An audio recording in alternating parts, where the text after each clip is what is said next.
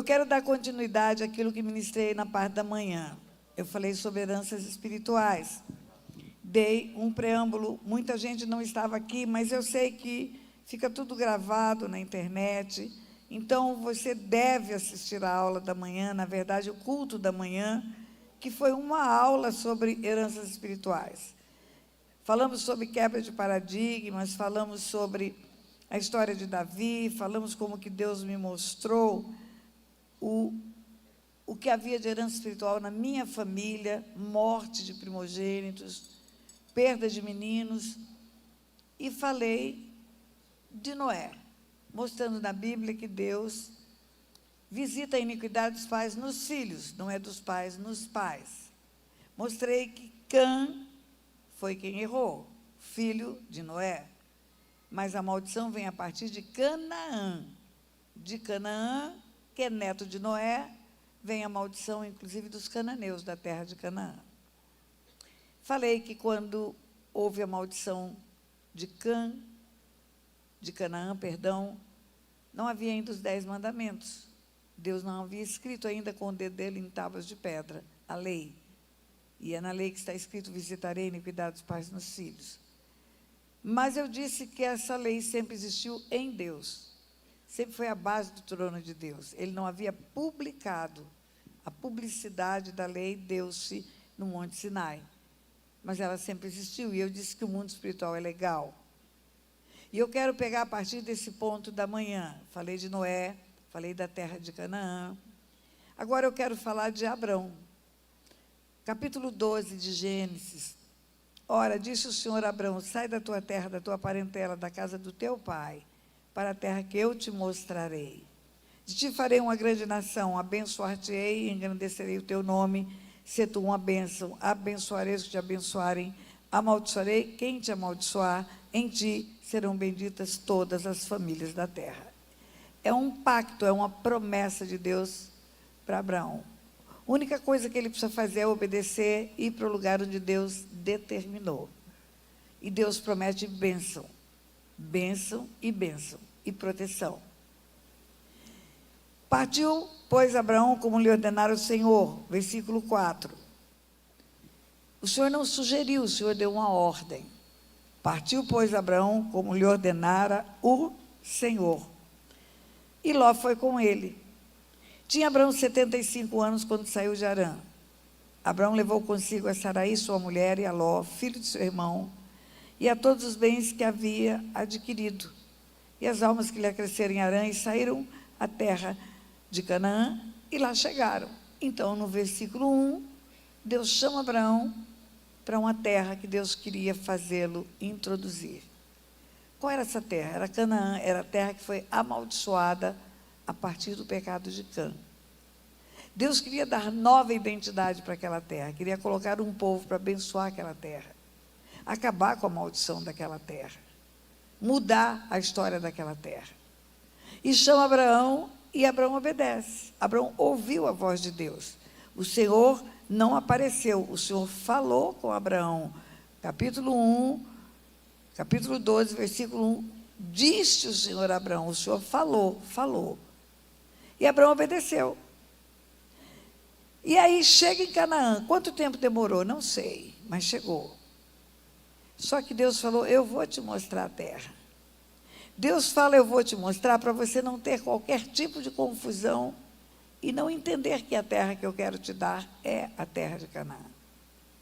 E aí passou Abraão pela terra até o lugar de Siquém, até o carvalho de Moré. Nesse tempo os cananeus habitavam na terra.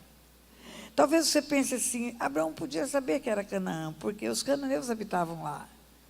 Mas os povos nômades andavam de um lugar para o outro. Hoje você vai encontrar paulista no Rio de Janeiro e carioca em São Paulo. Se você achar carioca em São Paulo, não significa que lá é Rio de Janeiro. Deus queria mostrar para Abraão com certeza a terra que ele tinha que ficar. E agora, versículo 7, apareceu o Senhor a Abraão. Apareceu e disse: a tua descendência darei esta terra. Abraão edificou um altar ao Senhor que lhe aparecera. No versículo 1, Deus fala, mas Abraão ainda não conhecia Deus por inteiro, Abraão podia dizer: eu não sei se é a voz de Deus, se é a minha cabeça, se eu estou pensando demais, mas agora Deus apareceu para ele, para não deixar dúvidas. E Abraão ficou tão impressionado com o aparecimento de Deus, que fez um altar. Pela primeira vez, Abraão adora o Senhor. E o Senhor disse a Abraão o quê? A tua descendência darei esta terra. É como se fosse o GPS dizendo: você chegou ao seu destino. Você está no lugar certo, Abraão, é aqui. Língua portuguesa nos ensina a interpretar a Bíblia. Esta mesa. Não é essa mesa. E não é aquela mesa. Esta mulher. Não é essa mulher e não é aquela mulher. Esta é aqui onde eu estou. Essa está próxima e aquela está longe. Quando Deus falou para Abraão: darei à tua descendência esta terra, é o lugar onde você está, Abraão. É esse o lugar. Esse lugar da bênção. E eu darei a tua descendência. A bênção vai ser para você e para os seus descendentes. Em outras palavras, permaneça aí. Fique na terra que eu já te mostrei. No começo eu te mostrarei. Agora eu já mostrei, fica nessa terra. Abraão ficou andando pela terra, passou dali para o monte oriente de Betel, armou sua tenda, ficando Betel ocidente, Ai oriente. Também edificou um altar ao Senhor, invocou o nome do Senhor, ficou andando na terra. E mais um altar, mais uma adoração. Tem problema Abraão andar na terra? Não. Se Deus falasse a São Paulo, pode ser Jales, pode ser São José do Rio Preto, pode ser Campinas, mas tem que ser São Paulo, não é outra terra. Pode andar na terra, pode marcar o território, pode caminhar sobre ela, mas não pode sair dela. Abraão fez outro altar. Depois, continuou seu caminho, seguindo sempre para o sul. Não tem nenhum problema. Ora, havia fome naquela terra. Desceu, pois, Abraão ao Egito, porque havia fome naquela terra. Meu Deus, Deus não mandou ele para o Egito. Deus não disse que ele saísse daquela terra. Deus havia afirmado que aquela terra era o lugar da bênção para ele e para a descendência dele. Você até pode justificar Abraão de sair para o Egito pelo fato de ter fome em Canaã. Ele tinha medo de morrer, ele ainda não conhece Deus por inteiro, ele ainda não é o pai da fé, ele ainda não sabe que Deus tira a água da rocha, ele não sabe nada disso. E o medo de morrer de fome faz ele ir para um lugar onde tem comida, porque havia fome em Canaã. Já havia fome em Canaã pela maldição da terra de Canaã.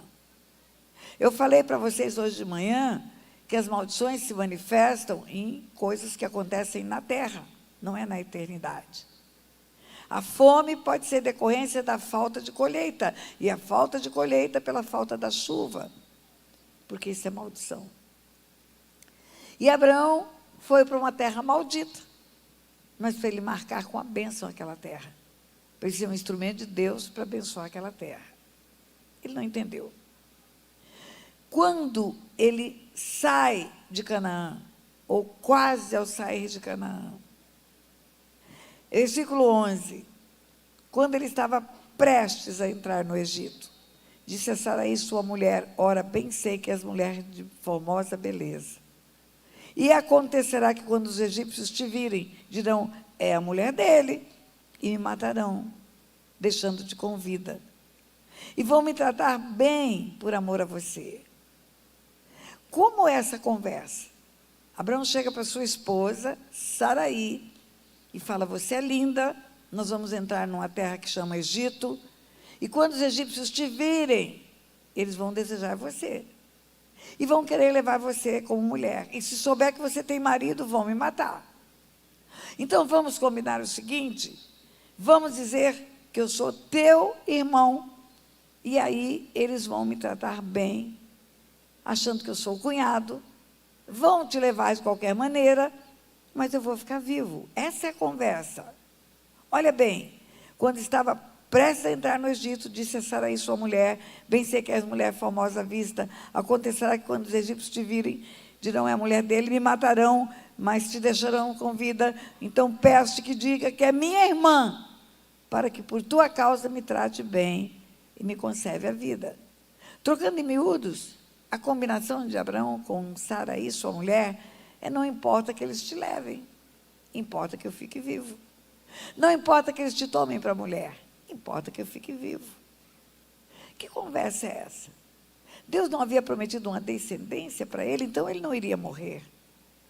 Deus não daria descendente se ele morresse. Ele não morreria de fome. E foi assim o combinado feito. Aconteceu que, entrando Abraão no Egito, versículo 14, viram os egípcios que a mulher era muito formosa, e os egípcios é o povo. E a notícia correu. Entrou um povo com fala diferente, com verso diferente, um povo hebreu, e no meio desse povo tem uma mulher linda, e ela não tem marido. A notícia chegou no palácio. Os príncipes de Faraó foram conferir. Levaram a Faraó a notícia, gabaram-na junto de Faraó, que a mulher era formosa mesmo. E a mulher foi levada para a casa de Faraó. A notícia chegou na casa de Faraó, no palácio: olha, tem uma mulher linda nesse grupo que chegou e não tem marido, e Faraó pode ter um harém. Faraó disse para os príncipes: traz ela para mim. E a mulher foi levada para a casa de Faraó. Não foi levada para ser empregada doméstica. Não foi levada para ser babá dos filhinhos de Faraó. Foi levada para ser mulher de Faraó. E ele, Faraó, por causa dela, tratou bem a Abraão, que veio a ter ovelhas, bois, jumentos, jumentas, escravos, escravas e camelos. Está escrito: ele tratou bem a Abraão por causa dela. Ele tratou bem a Abraão, o que ele pensava que era o cunhado, por causa dela. E veio a ter um grande rebanho de ovelhas, de bois, de jumentos, de servos, servas, jumentos e camelos.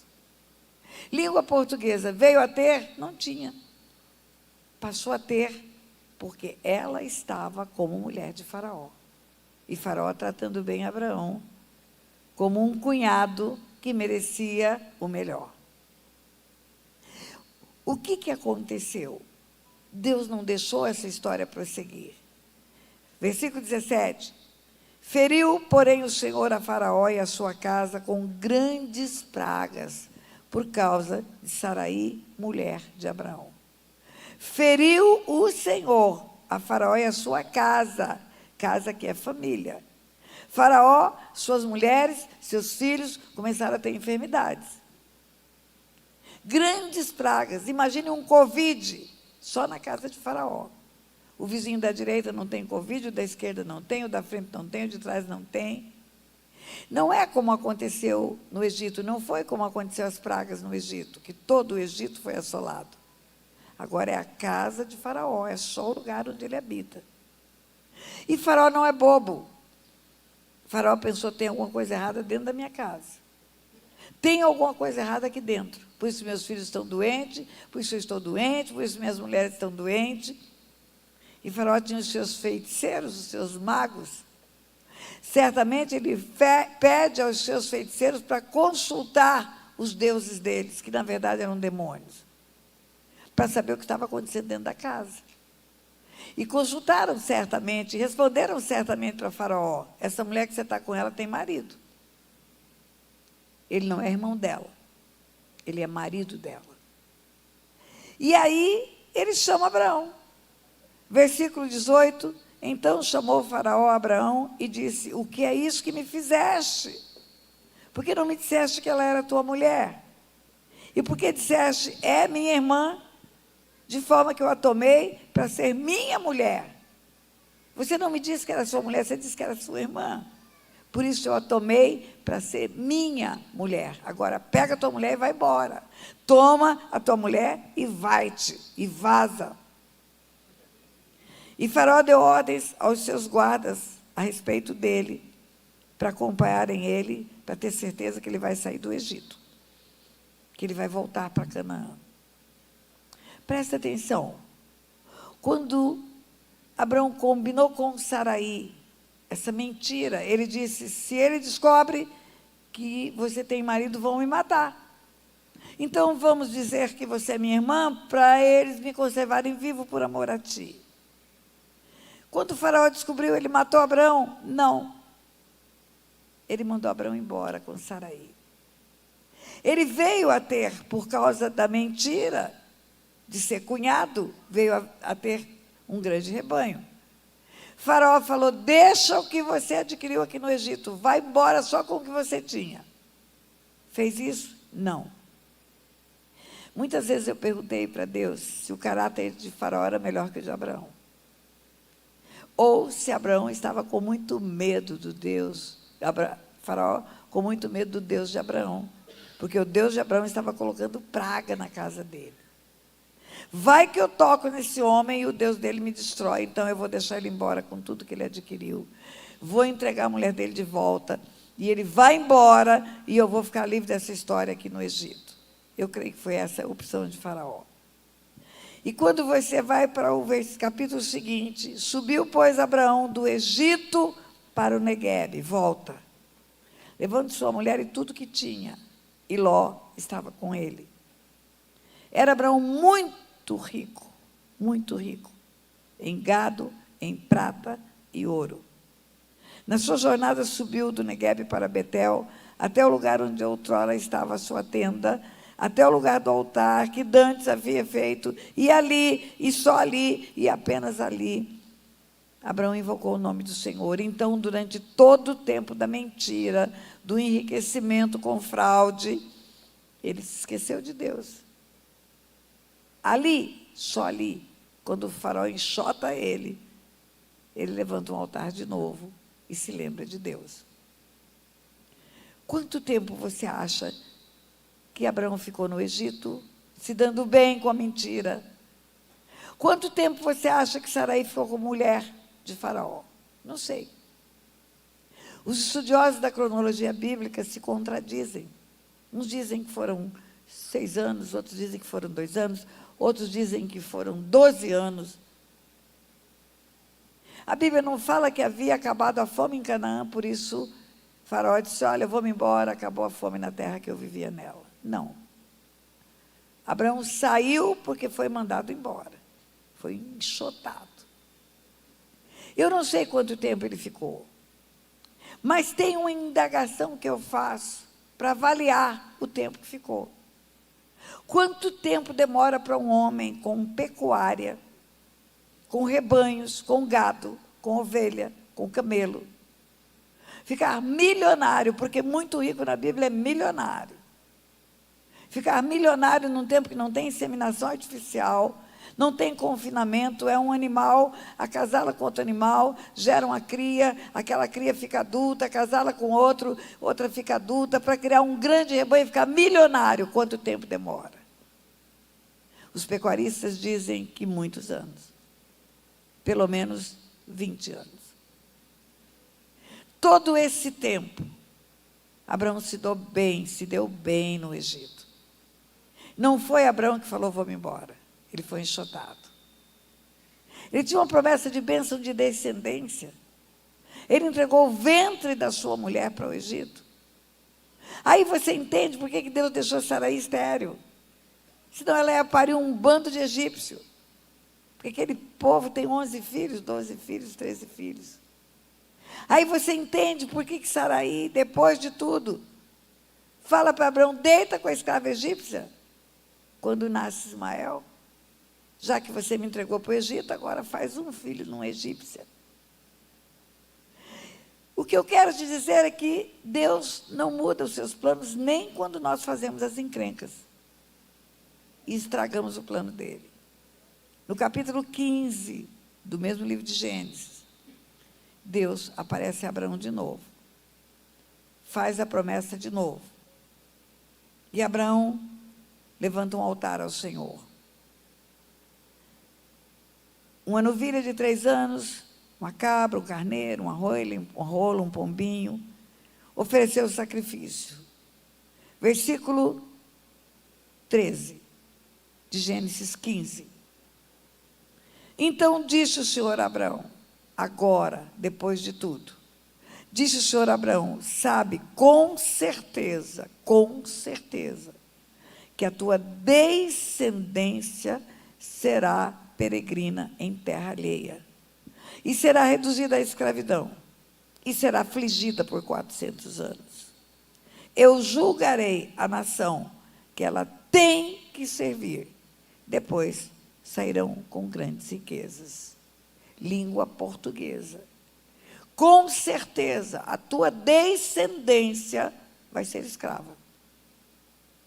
Com certeza, a tua descendência vai ficar presa. Tem que ficar presa. Eu julgarei a nação que ela tem que servir. Mudou a conversa. A conversa era só de bênção. A conversa era só de abençoar, era só de fazer uma descendência bendita. Agora mudou a conversa, agora é uma descendência escrava. Escravo não tem nada, nem salário. Escravo vive miseravelmente. Escravo tem carência de tudo. O que eu estou querendo dizer para você? Que a escravidão de 400 anos do povo de Israel no Egito é maldição. É maldição decorrente do pecado de Abraão. O homem Abraão tem a responsabilidade pessoal. Mas a descendência de Abraão paga o preço do pecado do antecedente. Maldição é isso. Maldição é o erro de um, trazendo consequência para muitos, para os descendentes. Maldição é um legado, é uma herança, deixado de um para outro.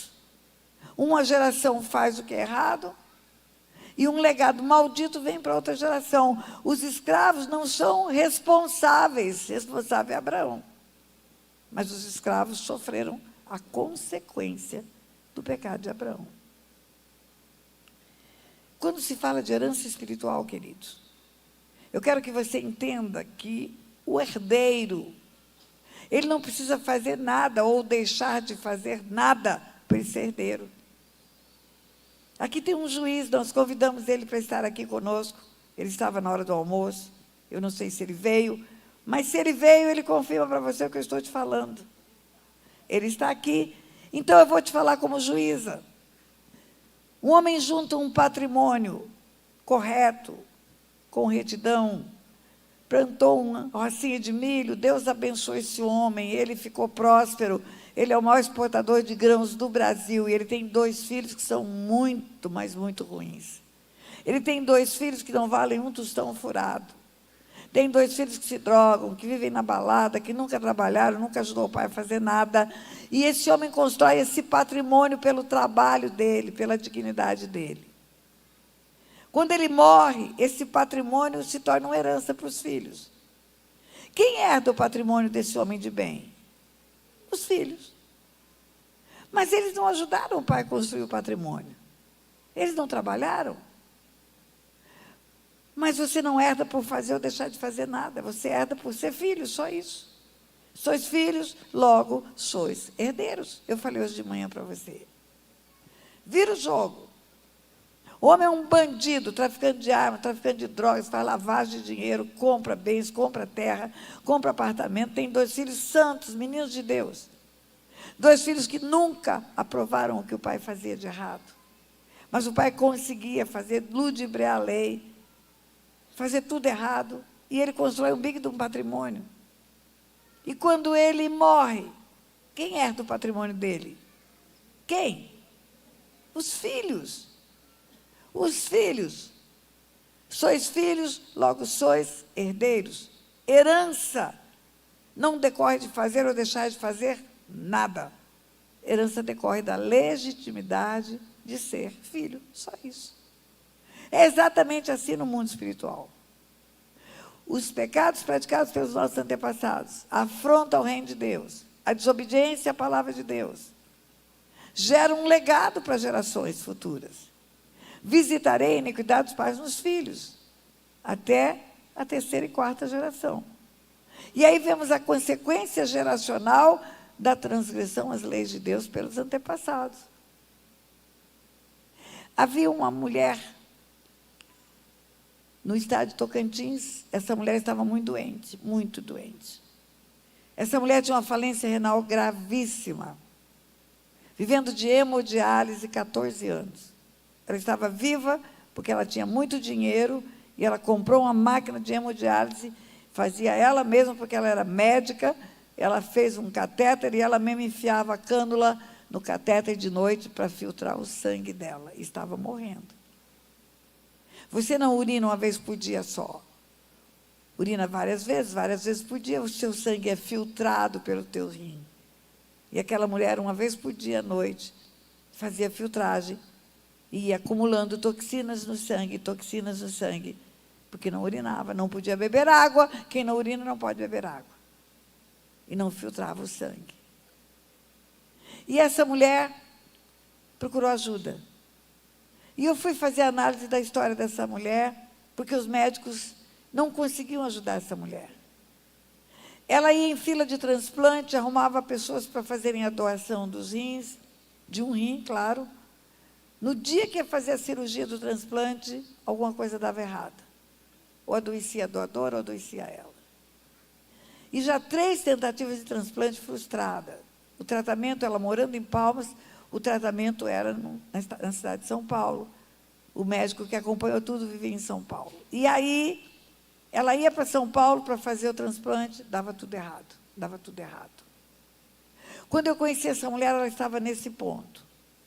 Frustrados os tratamentos, frustradas as tentativas de transplante.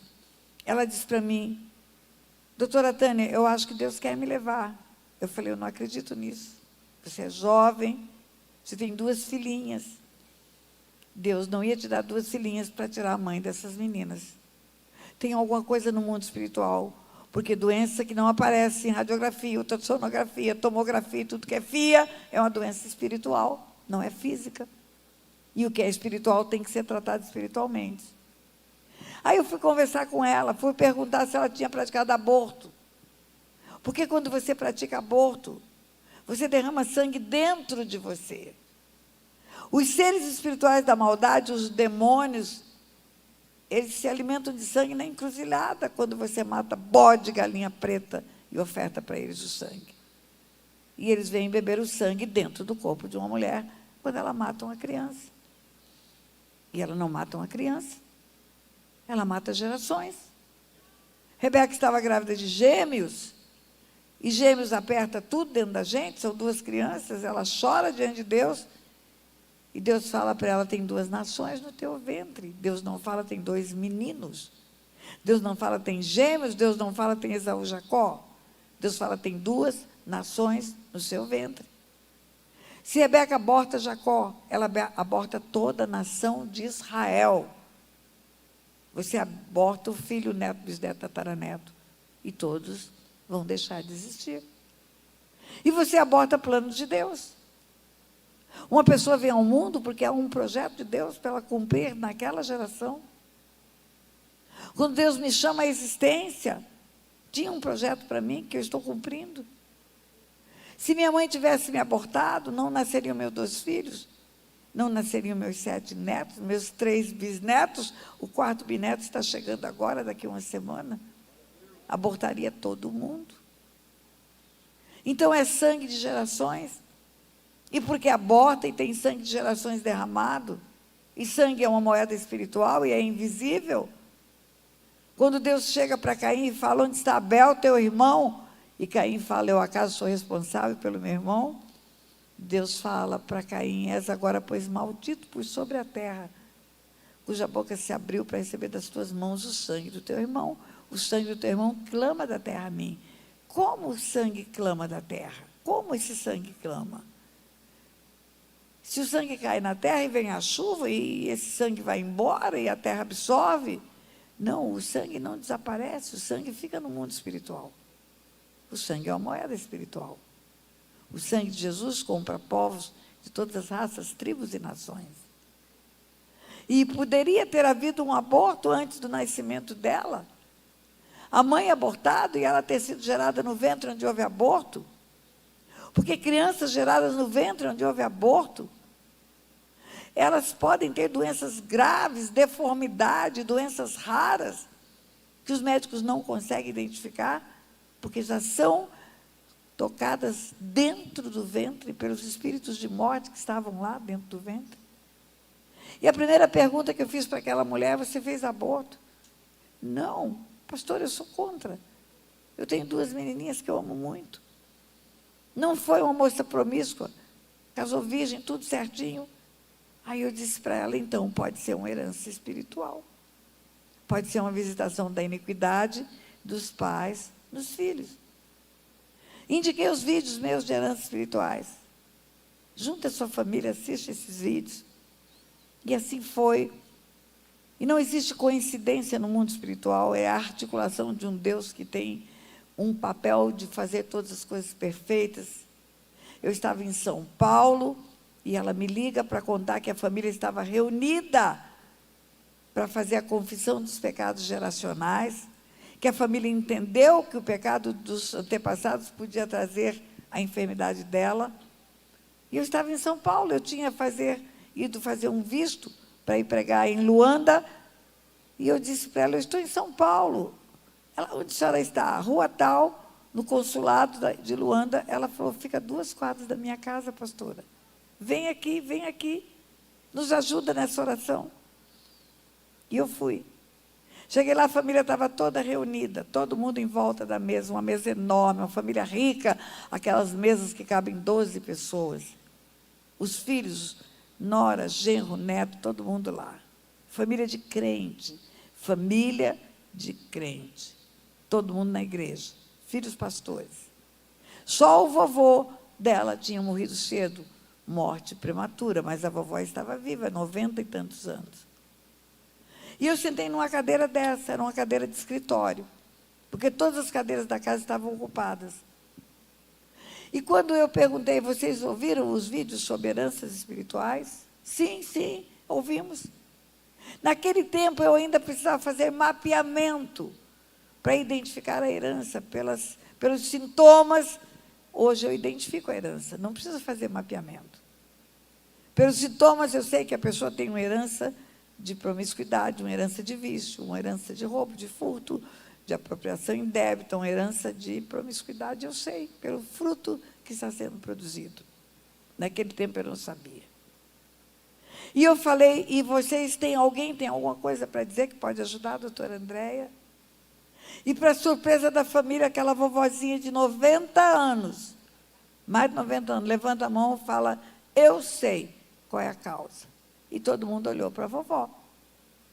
E a vovó começou a contar uma história. Quando ela era jovem, 16 anos, casou, foi morar na roça, traiu o marido com um empregado da fazenda. O marido descobriu e matou o amante. Naquele tempo, lavou a honra. Lavei a minha honra matando o amante da minha mulher. Enterrou no fundo do quintal. E chama ela e fala: você está vendo essa terra movida aqui? É o fulano, eu descobri tudo. Matei ele, enterrei ele aqui.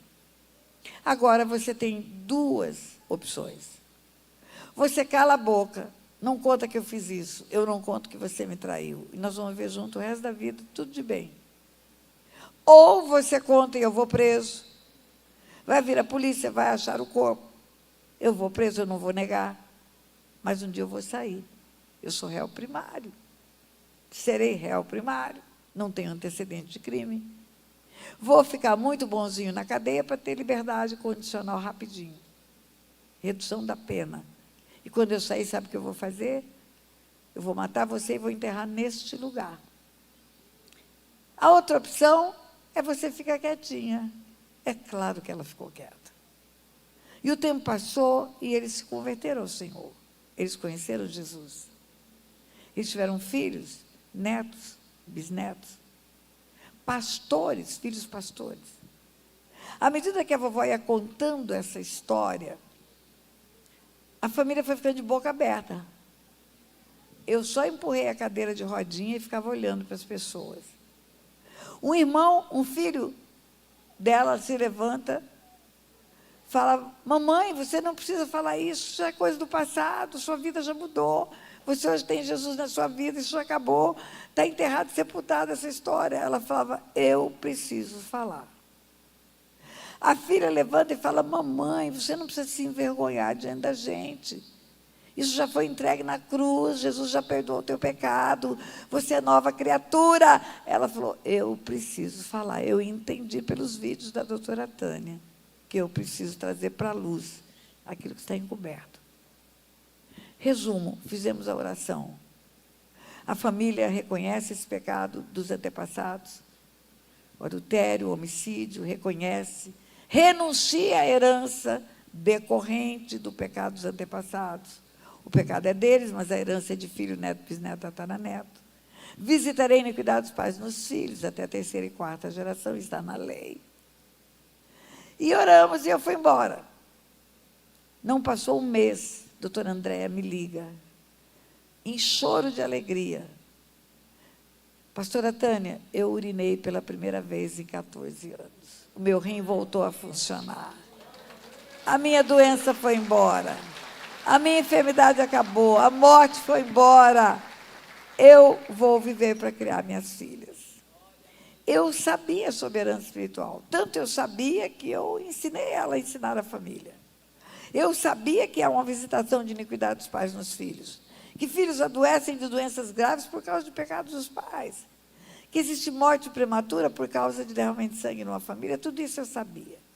O que eu nunca tinha parado para pensar, ficou muito claro para mim naquele dia, que é o seguinte: quando você vê uma santa vovozinha, cabeça branquinha, bonitinha, que faz crochê, faz tricô, conta historinha, você imagina que ela foi sempre uma santa vovozinha? Você não para pensar que um dia ela pode ter sido uma sirigaita e construído um legado geracional para você. Você não pode imaginar.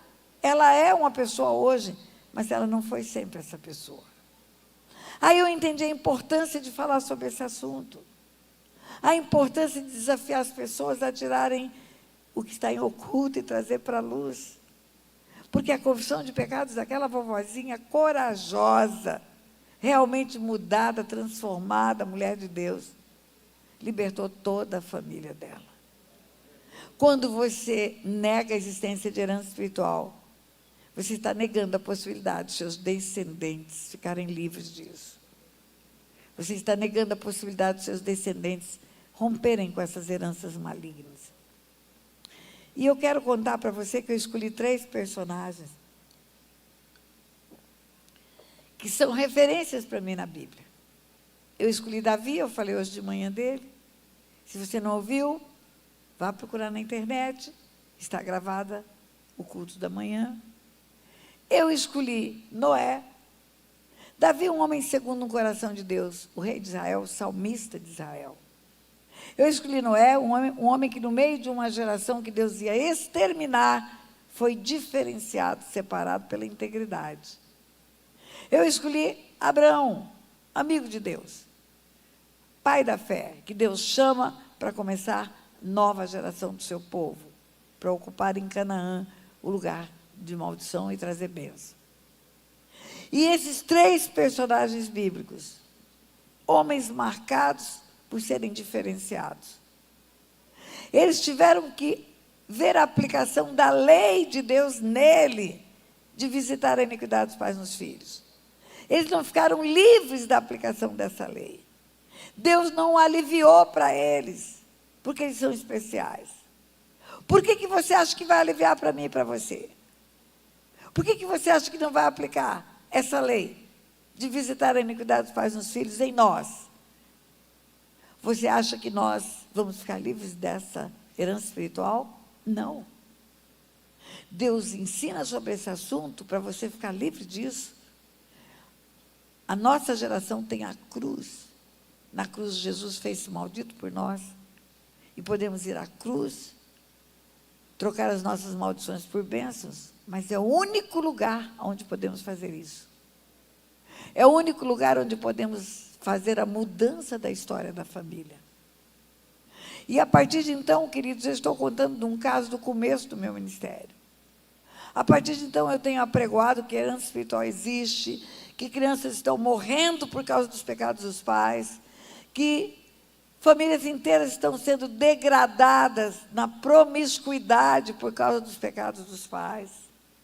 Olha a história de Davi. Davi adulterou. O que acontece com os descendentes de Davi? Um filho estupra uma filha. Davi praticou um homicídio, um filho mata um filho. A consequência é visível na família de Davi.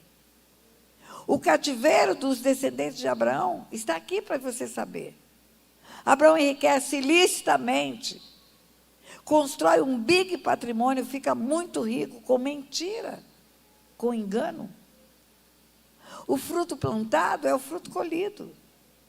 Ele trata de pecado na área financeira. A descendência passa necessidade. E você vai ver histórias e histórias de homens ricos, ricos, ricos, que os descendentes hoje estão na miséria.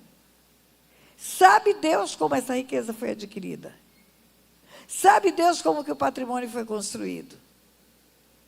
Usurpando terras, ludibriando pessoas, levando perdas para famílias. A visitação da iniquidade dos pais nos filhos é uma realidade. Eu falei hoje de manhã da idolatria, mostrei a carta de Oséias. A idolatria resulta em perda de filhos. Por quê? Porque a idolatria é um ídolo, a adoração a mortos. Não tem um santo adorado que não está morto. Só Jesus ressuscitou. Só Jesus venceu a morte. Só Jesus voltou à vida depois de ter ido ao inferno, arrancado as chaves da morte da mão de Satanás. Perda de filhos. A idolatria traz outra consequência. A idolatria traz consequência de solidão. A Bíblia fala que uma das maldições da idolatria é tornar-se igual ao ídolo. Quem faz e quem nele confia. Quem faz é o artesão, é o artífice. Quem nele confia é o idólatra. Torna-se igual ao ídolo, igual ao ídolo, igual ao ídolo. Os ídolos são solitários. Não tem família. Não tem família, tem solidão. Quem são os maridos das santas adoradas? Quem são as esposas dos santos adorados? Quem é a esposa de São Paulo, São Marcos, São João? Quem é a esposa de Santo Antônio, Santo Casamenteiro? Quem são as mulheres deles? Quem são os maridos das santas? Quem é o marido da Aparecida? Quem é o marido da Nossa Senhora das Dores? Quem é o marido da Eduvige? Quem é o marido de Santa Luzia? Não tem. A idolatria não pratica uma adoração a quem tem família. Só solitários. Quem são as mulheres dos padres? Não tem. Quem são os maridos das freiras? Não tem. Não tem família na idolatria. Não tem família. Não, a senhora está enganada. Tem a Sagrada Família, Jesus, Maria e José. Jesus, Maria e José. Eu vou dizer para você qual é o conceito bíblico de família. Deixará o homem seu pai e sua mãe, unir-se à sua mulher. E serão os dois, uma só. Fala, uma só. Vou começar de novo. Deixará o homem seu pai e sua mãe, unir-se à sua mulher, e serão os dois, uma só. Carne é sexo, é conjunção carnal. Não serão os dois uma só alma, nem um só espírito.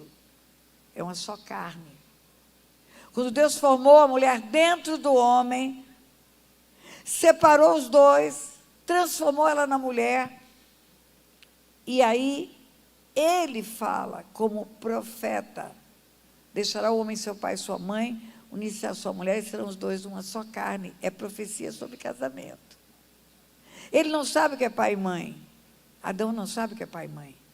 Ele nasceu do pó da terra e ele viu Deus quando nasceu. Ele é profeta de Deus. A primeira profecia bíblica é sobre casamento. Dada a importância que tem o casamento para Deus. Dada a importância que tem essa união de homem e de mulher. E eu sei que não foi Adão quem falou. Eu sei que foi Deus quem falou pela boca de Adão. Porque em Mateus 19, quando os fariseus vão a Jesus para inquiri-lo a respeito do divórcio, e fala: é lícito ao homem repudiar sua mulher por qualquer motivo? Jesus responde: não viste o que disse o Criador, o Criador, o Criador, o Criador, desde o princípio? Deixará o homem seu pai e sua mãe, unir-se à sua mulher, e serão os dois uma só carne. Não foi Adão quem disse, foi Deus. Então, a primeira profecia bíblica é sobre casamento. O casamento é bênção, o casamento não é pecado. O casamento é algo que Deus estabeleceu para ver multiplicação dos homens na terra. O sexo no casamento é uma dádiva de Deus. Deixará o homem seu pai e sua mãe, unir-se à sua mulher, serão os dois uma só carne. Sexo, condição carnal. Mas a idolatria fala que ela é virgem. Ela foi virgem até o nascimento do Messias. A virgem conceberá, dará à luz um filho. A virgem conceberá, dará à luz um filho. O homem chamado José, o seu esposo, não a conheceu, não teve intimidade com ela, até o nascimento do menino. Ele guardou a virgindade dela até o nascimento do menino, mas ela foi esposa dele por inteiro. Eles foram uma só carne. Não tem pecado em ser esposa. Não tem pecado em gerar filhos. Filhos são bênçãos de Deus.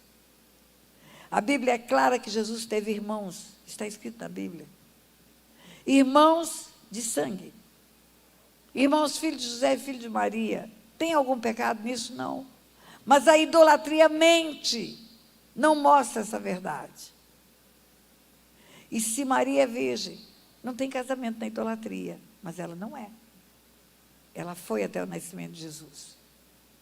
O que eu estou querendo dizer para você? Uma das consequências espirituais da idolatria como maldição é famílias que acabam, casamentos que terminam, mulheres que não casam, mulheres solteiras que ficam anos e anos e anos esperando o marido, não casa, não tem casamento.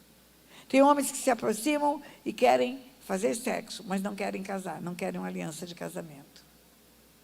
Quanto mais idólatra uma família, mais mulher solteira tem. Quanto mais idólatra uma família, mais casamento que desmancha, ou casamento que é de fachada, é mentira.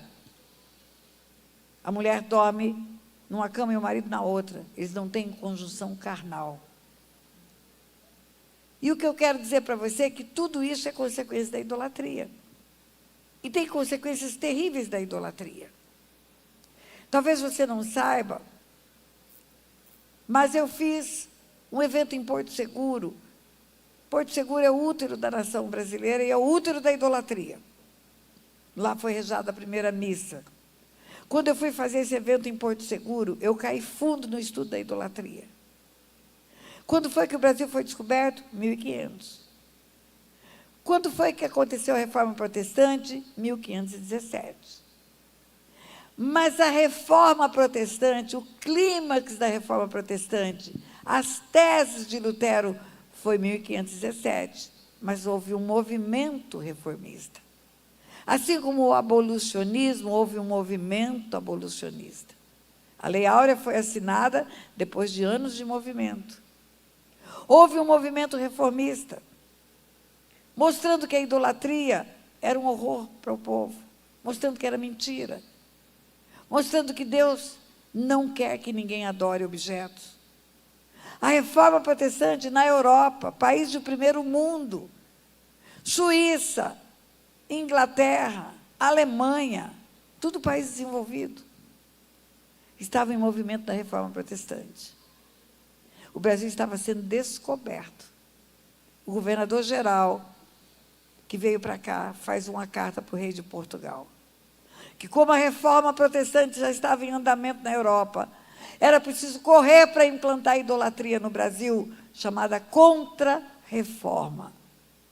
E vamos trazer logo as missas em latim, para ninguém entender o que a gente está falando. E vamos trazer logo a mentira da adoração a objetos, antes que cheguem os reformistas com a verdade nessa terra. E foi isso que aconteceu. Você ouviu falar da expulsão dos holandeses? Os holandeses chegaram em Recife, na verdade, em todo aquele estado, e foram expulsos, não por causa da política. Eles foram expulsos porque eles não se renderam à idolatria. Judeus que eram monoteísta, o único Deus, só tem um Deus, só um Deus adora. A primeira sinagoga da América Latina foi fundada lá. Na Rua dos Judeus está lá a sinagoga. Sabe o que aconteceu? Saíram navios de Recife. Alguns afundaram nos mares, outros foram atacados por piratas caribenhos. Um navio, com 23 pessoas, chegou no porto final. Onde foi o porto final? No estado dos Estados Unidos, numa cidade chamada Newark. A forma contractiforme, abreviando, é Newark. Mas o que quer dizer Newark? New Ark, nova arca, nova aliança. Os judeus expulsos do Brasil pela idolatria foram para os Estados Unidos, e a bênção expulsa do Brasil, porque Deus prometeu abençoar os que abençoassem Abraão e a sua descendência, e amaldiçoar os que amaldiçoassem Abraão e a sua descendência. Foram para Recife, e a bênção de Deus e a riqueza de Deus foi levada para os Estados Unidos. Quando você descobre isso, você entende que espiritualmente a consequência foi para a nação brasileira inteira. Hoje saem brasileiros formados, curso superior, que não têm emprego no Brasil, e vão limpar a casa de judeu nos Estados Unidos. Porque o Brasil expulsa pela idolatria a bênção que Deus enviou para cá. E não é a igreja que conta isso. É um site de negócios que conta isso. Isto é dinheiro. Quando fez 150 anos da expulsão dos holandeses, saiu um artigo lá de Recife a Manhattan, mostrando isso que eu estou dizendo. Hoje tem um livro, de Recife a Manhattan, de Recife a Manhattan. A Bolsa de Valores, tudo que tem lá de grandeza, foi expulsa do Brasil pela idolatria. Todos nós temos uma herança espiritual de idolatria. Todos nós. Não tem uma pessoa que está aqui que não tenha sido adorador de ídolo, ou que tenha um avô, uma avó, um tataravó, um bisavô, uma bisavó, que tenha adorado ídolo. Não tem. Todos nós temos essa herança. Você quer ver? Vamos fazer o teste. Se tem alguém aqui que nunca se prostrou diante de uma imagem, não teve um pai, uma mãe que fizesse isso, nem um avô, nem uma avó, nem um bisavô, nem uma bisavó, nem um tataravô, nenhum ancestral que fosse idólatra, fique em pé, eu quero te conhecer. Não tem. Todos nós temos essa herança. Todos nós sofremos a consequência como herdeiros disso. Todos nós temos herança de derramamento de sangue. Quando eu era criança, eu decorava para fazer a prova. Subia numa goiabeira e repetia até guardar. Minha memória é boa, você já viu que ela é boa. Quem foram os primeiros habitantes do Brasil vindo de Portugal e Espanha? Os degredados. Junto com os índios, formaram a população brasileira. Quem foram os primeiros moradores vindo de Portugal e Espanha? Os degredados. Eu lá sabia o que era degredado. Eu só fui saber o que era degredado quando eu estava estudando para fazer o concurso para juíza. Ia para as bibliotecas do Rio de Janeiro, fazer pesquisa das histórias, das leis, procurar saber aquilo que chamamos em direito de mens legem, a mente do legislador, e descobri que os degredados eram os condenados pelos códigos penais de Portugal e de Espanha. Os crimes piores em Portugal e Espanha, a pena era degredo para o Brasil. O Brasil acabou de ser descoberto, virou a colônia penal de Portugal e Espanha. São os nossos antepassados. Deixaram a herança para nós, derramamento de sangue. Ladrões vinham para essa terra. Você já ouviu falar do santo do Paoco, o santo de madeira, oco por dentro, para levar o ouro do Brasil para fora? As capitanias hereditárias dividem entre os compadres, continuam dividindo na política entre os compadres. Isso é herança dessa terra, querido. Herança nossa. Todos nós temos legados malditos. Quando entendemos isso, Nós precisamos ir à cruz, se confessarem as vossas iniquidades, e as iniquidades dos vossos antepassados, na infidelidade que cometeram contra mim. Eu disse a você que Daniel estava num cativeiro, 70 anos na Babilônia, por causa de pecados dos antepassados. Daniel foi confessar os pecados. Não para que os antepassados tivessem salvação, mas para reconhecer a herança, para renunciar à herança. Pastor, eu já participei de muita reunião de quebra de maldição. Não adiantou de nada. Você não quer maldição, maldição é que te quebra. Renúncia de herança espiritual. Confessando o pecado dos antepassados, desligando no mundo espiritual, é que vai dar para nós o desligamento dessas heranças. E nós vamos fazer isso agora. Eu não preciso fazer mapeamento mais para saber heranças que temos. Os sintomas indicam a herança. Sintoma, é fácil você falar de sintoma quando você fala de Covid.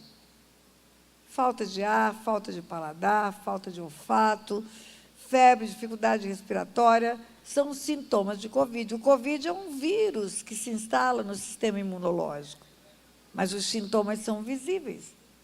Os sintomas das heranças que temos são visíveis. Famílias de promiscuidade. Tudo dá errado na área da promiscuidade. Os meninos, as meninas viram prostitutas, os casamentos acabam por causa de adultério, os lares são afrontados pela promiscuidade, os homens são promíscuos, filhos são gerados fora da aliança do casamento, filhos bastardos, filho gerado fora da aliança do casamento é filho bastardo. Só tem um leito bendito, é o leito do matrimônio, sem mácula, sem promiscuidade. Sintomas de herança de furto, de roubo, de apropriação indébita, dificuldade financeira, miséria.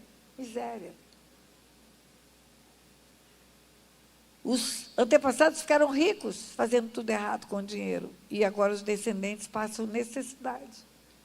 Não conseguem prosperar. Assim foi a descendência de Abraão. Herança de desonra aos pais, como no caso de Canaã, é o neto, é o herdeiro. Extermina. Por quê? Porque na lei de Deus está escrito: honra teu pai e tua mãe, para que se prolongue os dias na terra que teu Deus te dá e te vá bem. Desonra, vai morrer cedo. Vai viver muito mal e vai morrer cedo. A herança que fica é morte prematura. Idolatria, mostrei para você hoje de manhã. Morte prematura, incapacidade espiritual, promiscuidade. Quanto mais idólatra uma nação, mais promíscua é. Essa estatística mundial. Mais promíscua ela é. O Brasil, idólatra. É um lugar de turismo sexual. Os homens vêm para cá para ter turismo sexual. Mais promiscuidade do que nos países deles. A idolatria é tão terrível, queridos. Eu estive na Suíça o ano passado, estive esse ano também. Tem um lugar na beira de um rio, onde os reformistas da Suíça, os homens que tiveram os olhos abertos pela palavra, eram jogados com uma corda no pescoço, com uma pedra para morrer naquele rio. E lá na beira do rio tem uma inscrição, é um paredão de pedra, mas tem uma inscrição coberta em metal, dizendo que ali eram jogados aqueles que não se rendiam à idolatria. Os homens e as mulheres que não queriam batizar as suas crianças, porque não conseguiam saber se as crianças criam em alguma coisa. E a palavra diz: quem crê e for batizado será salvo. Eram jogados ali. Os homens que se negavam a se render diante de imagens eram jogados ali. A idolatria fez a Santa Inquisição, matou milhares de pessoas no mundo inteiro que não se rendiam à mentira. E aí, queridos, nós temos herança disso, de derramamento de sangue, também pela idolatria. Temos herança de promiscuidade. Os senhores de engenho, aqueles donos dos canaviais, donos daquele grande patrimônio, levavam as escravas para a cama. Elas eram as mulheres usadas por eles. As crianças escravas, abusadas também. A promiscuidade também é herança nossa. Enfim, temos muitas heranças, queridos. Muitas heranças. E quando acreditamos nisso, renunciamos a ela, desligamos delas, começa a mudar o quadro da nossa história.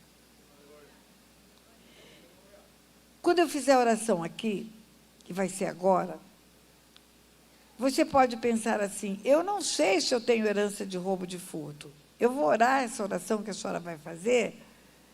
Oração não tem contraindicação. Pode orar, mal não vai fazer. Nós vamos orar sobre todo tipo de herança. Derramamento de sangue, roubo, furto, promiscuidade. Herança espiritual de ocultismo, feitiçaria, espiritismo, umbanda, quimbanda e tudo que é banda. É doença na cabeça e no pescoço. Porque essa é a parte do corpo ofertada para Satanás. É essa parte que entrega para os espíritos. Quando uma pessoa psicografa, o cérebro está mandando para a mão o desenho da caneta. Quando um demônio fala pela boca de uma pessoa, está usando o cérebro. Quando no candomblé um pai de santo faz a sua consagração, ele oferece a cabeça para o santo. Nos rituais, ele bate a cabeça no altar. Quando ele se encontra, qual é o seu santo de cabeça? Consequência espiritual. Doença na cabeça e no pescoço. Doenças neurológicas, esquizofrenia, bipolaridade, transtorno obsessivo-compulsivo, autismo, doenças no cérebro neurológico. E doenças no cérebro físico também. Tumores, AVC, cegueira, surdez, tireoides com tumores, enxaquecas insuportáveis, doenças na cabeça e no pescoço, resultante da loucura do espiritismo. E tudo isso, queridos, pode ser rompido com oração. A Bíblia fala que Deus está disponível para nós, o véu foi rasgado, o novo e vivo caminho foi aberto. Temos a cruz, e na cruz nós temos as respostas. Então, nós vamos orar. Como faremos? Eu vou pedir que o povo da elite, da tropa de valentes dessa igreja, venha aqui para frente, se esparrame nos corredores aqui da igreja. Se distribua por aqui. Eles estão uniformizados, vai ser fácil identificá-los. Eles estão com aquilo que é o uniforme deles. O que eles vão fazer? Eles vão ficar disponíveis para ajudar você, se você tiver dificuldade de orar. Porque espíritos familiares estão há séculos numa família. Estão há séculos. Já estava com os antepassados e ainda está com a geração atual. E eles não querem ir embora. Por que eles não querem ir embora?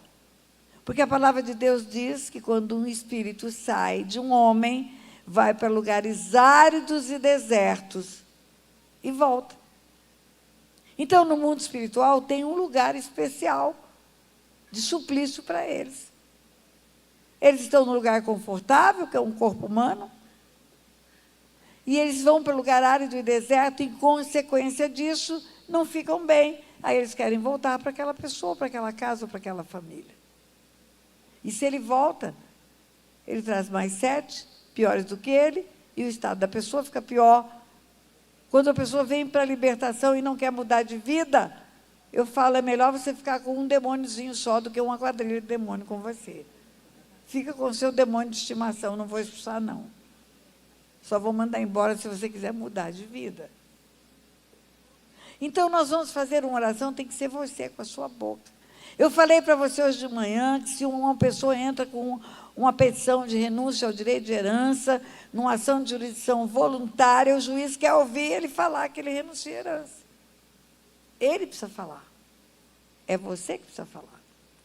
Eu vou só construir a oração para você. Primeiro eu vou fazer uma oração que eu chamo de cobertura, proteção. Essa oração é para cobrir você, para que você não tenha toques do inimigo que te impeça de fazer isso, cobrir tua casa, cobrir todo mundo que leva teu nome, que tem o teu sangue, toda a tua família, os bens que você tem, até os animais, porque tudo vem de Deus. Não tem nada que temos que do céu não tenha sido dado. E aí, depois que eu fizer a oração de cobertura, eu vou construir uma oração para você repetir comigo. Você vai falar, porque é a sua herança, eu já renunciei à minha. E cada silk, cada reunião que fazemos de rompendo com maldições, eu de novo instruo as pessoas, e eu já fiz isso mais de 200 vezes. Eu não preciso fazer, eu faço para te ensinar. É você que precisa falar, é com a tua boca. E por que eles estão aqui? Eles vão se esparramar pelos corredores também. Porque se você tiver dificuldade de orar, a oração que eu vou construir, eles vão te ajudar. Eles vão estar junto de você para ajudar você a fazer essa oração. O que pode acontecer? Uma falta de ar, uma tosse, uma dificuldade de articular a palavra, porque se ele puder impedir de você fazer oração, ele vai impedir. Aí você vai fazer essa oração como? Sentadinho, do jeito que você está, de olho aberto. Quando uma pessoa fecha o olho, ela perde conexão com o mundo natural. E é mais fácil do mundo espiritual tomar o corpo dela. Olho aberto, mãos para baixo, mesmo que você tenha o hábito de orar de mãos levantadas, porque você só vai levantar a mão se você precisar de ajuda, para não confundir essa tropa que está aqui. Se você precisar de ajuda para continuar a orar, você vai levantar a mão, um deles ou uma delas vai correndo até você para te ajudar a continuar a fazer a oração de renúncia das heranças. E depois que você orar, renunciando às heranças, aí eu vou fazer uma oração desligando do mundo espiritual a herança de trevas que estava na sua vida. E ligar você à herança da cruz, a herança de vida abundante. O ladrão não vem senão somente para matar, roubar e destruir, mas Jesus diz, eu vim para que tenha vida e a tenha em abundância. Então é isso que vamos fazer. Primeiro eu oro, cubro você, cubro a sua casa, cubro tudo que você tem. Vou pedir ao Senhor que envie anjos para esse lugar, dê ordem aos anjos dele para tirar desse lugar os seres espirituais que porventura têm acompanhado você para matar, roubar e destruir. Levar para onde Jesus mandar, lugares áridos e desertos é onde Jesus manda. E pedir que esses anjos estejam impedindo o retorno deles. E quando tudo terminar, você vai ficar livre das heranças malditas. Então, vamos lá. Tropa linda, uniformizada, distribua. Alguns aqui, alguns lá atrás, alguns nos corredores. Distribua antes da oração. Fiquem alguns aqui na frente, não saiam todos. E a equipe de intercessão intercedendo por essas vidas que estão aqui. A equipe de intercessão pode proibir a manifestação demoníaca nesse lugar. Em alguns lugares acontece. E se acontecer, pastora, pode deixar, que essa tropa sabe trabalhar. Eles mesmos vão cuidar disso. Distribui ao longo dos corredores. Distribui lá atrás. Quando você vê uma pessoa levantar a mão, você que está ajudando, você da elite, presta atenção. Cássia e esse povo todo que está aí. Quando você vê uma pessoa levantar a mão, você vai imediatamente até ela, para ajudar ela a continuar orando. Você vai falar pertinho dela a oração que ela precisa fazer. E vai ajudar ela a articular bem articulado, abrir a boca e falar. Porque é só pela palavra que você acessa o mundo espiritual. É só pela palavra. Então, vocês que estão aqui para fazerem esse suporte, fiquem de olho aberto. Olhando, essa turma que está aqui olha para cá, essa turma que está aqui olha para cá. Aqui falta gente nesse espaço aqui. Se alguém nesse meio aqui precisar de ajuda, vamos esparramar aqui também. Para não perder o foco de quem está sentado. Vocês estão entendendo? Vocês que vieram aqui para frente, vocês vão estar de olho nas pessoas. Você não precisa orar a oração de desligamento, você precisa ficar de olho na pessoa, levá-la a dar continuidade à oração. Entendeu? Então, eu vou orar primeiro. Pai, em nome de Jesus, nós nos reunimos aqui, para mais uma vez, diante do teu trono de graça, confessar os pecados geracionais, como está escrito na tua palavra. A tua palavra diz, se confessarmos as nossas iniquidades e as iniquidades dos nossos antepassados, e tomássemos por bem o castigo da iniquidade, porque o Senhor é um Deus justo, o Senhor viria e mudaria a nossa história. E eu creio na tua palavra.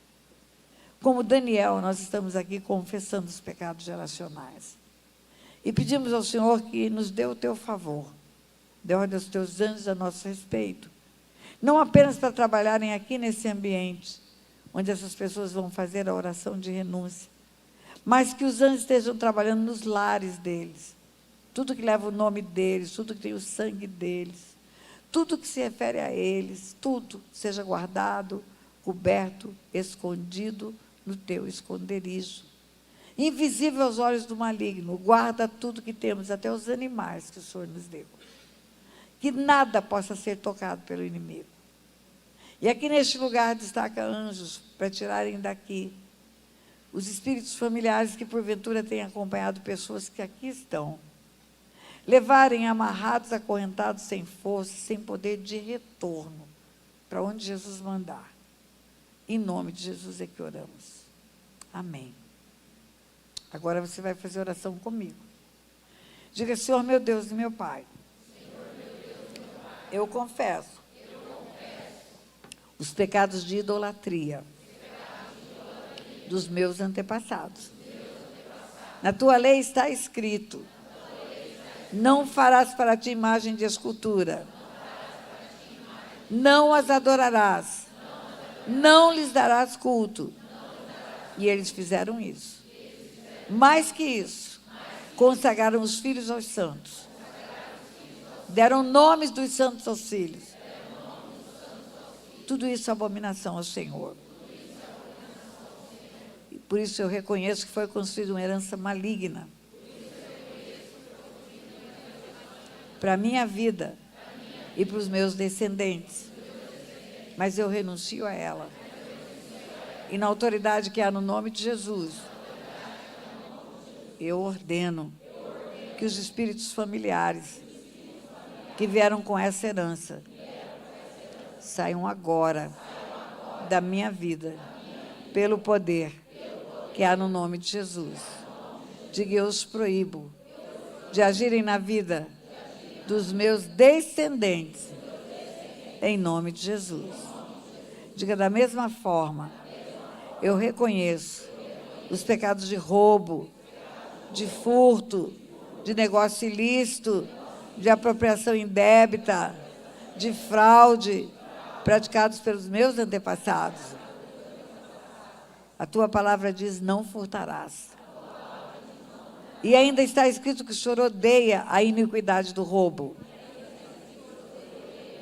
Está escrito que deveremos respeitar os marcos antigos. E eles fizeram usurpação de terras, invasão de territórios. E reconheço que por causa disso, construíram uma herança maligna de perdas financeiras para os descendentes. E como descendente que sou, renuncio a essa herança, confessando o pecado deles. E dou uma ordem aos espíritos roubadores que foram introduzidos na família por causa dessas heranças, que saiam agora da minha vida, pelo poder que há no nome de Jesus. Diga, eu os proíbo de agirem na vida dos meus descendentes, em nome de Jesus. Diga, da mesma forma, eu reconheço os pecados de promiscuidade praticados pelos meus antepassados. Na tua palavra está escrito, não adulterarás. Está escrito que só tem um leito bendito. É o leito do matrimônio. sem mácula. Eles desonraram o leito do matrimônio. Desonraram as suas alianças de casamento. Geraram filhos bastardos. Praticaram adultério e toda sorte de promiscuidade. Reconheço que por causa disso foi construída uma herança maligna para os descendentes. E como descendente que sou, renuncio a essa herança. E na autoridade que há no nome de Jesus, ordeno que os espíritos de promiscuidade saiam agora da minha vida, pelo poder que há no nome de Jesus, e eu os proíbo de agirem na vida dos meus descendentes, em nome de Jesus. Diga da mesma forma, eu reconheço os pecados de vícios praticados pelos meus antepassados, contaminaram os seus corpos com drogas lícitas e ilícitas. O corpo do homem foi feito para ser templo do teu Espírito Santo. O Senhor diz que temos que separar o santo do profano. Mas eles contaminaram os seus corpos. E por causa disso, construíram uma herança maligna de vícios para os descendentes. Reconhecendo a herança, eu renuncio a ela. E na autoridade que há no nome de Jesus, eu ordeno que os espíritos de vício saiam agora da minha vida, pelo poder que há no nome de Jesus. E eu os proíbo de produzir vícios nos meus descendentes, em nome de Jesus. Diga da mesma forma, eu reconheço o pecado de desonra aos pais, às autoridades, praticados pelos meus antepassados. Reconheço que por causa desse pecado, há uma maldição de encurtamento da vida. Renuncio a essa herança e ordeno agora que os espíritos imundos que vieram com essa herança para minha vida saiam em nome de Jesus. E eu os proíbo de agirem na vida dos meus descendentes, em nome de Jesus. Diga da mesma forma, eu reconheço os pecados de ocultismo praticados pelos meus antepassados, rituais ocultistas, oferendas a demônios, pedidos a demônios, oferta de animais, de sangue em lugares escusos. Reconheço que por causa desse pecado foi construída uma herança de doenças na cabeça e no pescoço. Renuncio a essa herança. E na autoridade que há no nome de Jesus, eu ordeno que os espíritos imundos que vieram por causa dessa herança saiam agora da minha vida, pelo poder que há no nome de Jesus.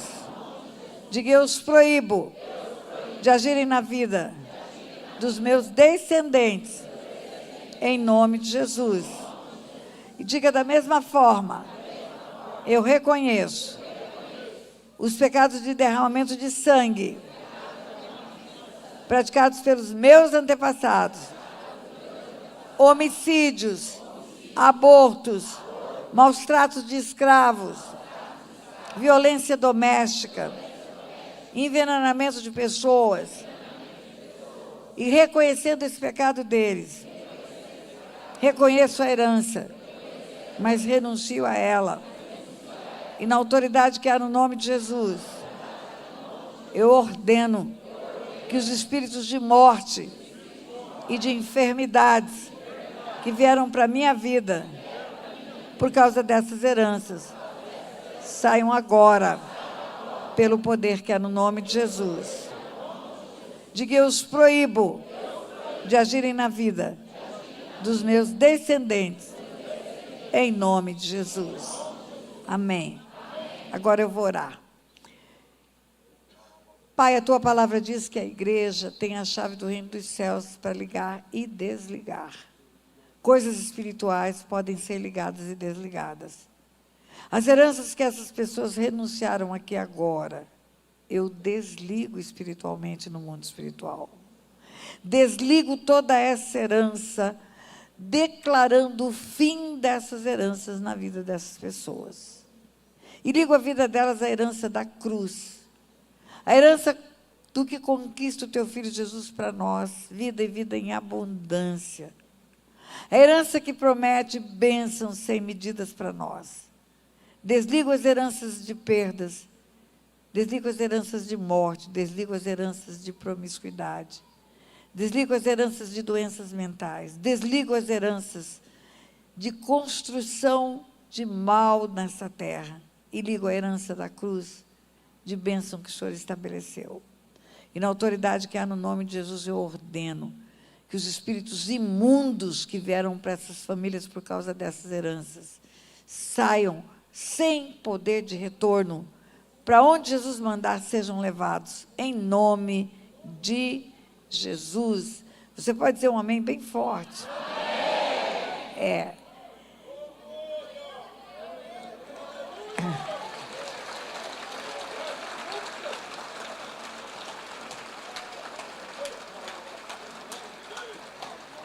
Eu deveria ter combinado com os levitas, eu não me lembrei de fazer isso, mas ainda há tempo de vir para o altar para cantarmos uma adoração ao Senhor.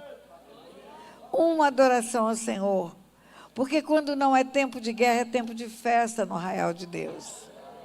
Quando não é tempo de perda, é tempo de alegria. E a noite de hoje é uma noite diferenciada. A partir de agora, vocês não vão falar mais em maldição hereditária, mas vão falar em bênçãos hereditárias. Vocês vão ver a mudança da genética espiritual das famílias. Então é hora de nós cantarmos e nos alegrarmos. Eu não sou mais escravo do medo, você sabe cantar isso? Eu não sou mais escravo do medo, eu sou filho de Deus. Eu não sou mais escravo das prisões espirituais. A minha herança é nova em Cristo Jesus. Tudo que Ele conquistou na cruz é direito nosso, é nossa herança, meu irmão. É nossa herança. Nós temos uma herança bendita na cruz do Calvário. Satanás está derrotado nas nossas famílias.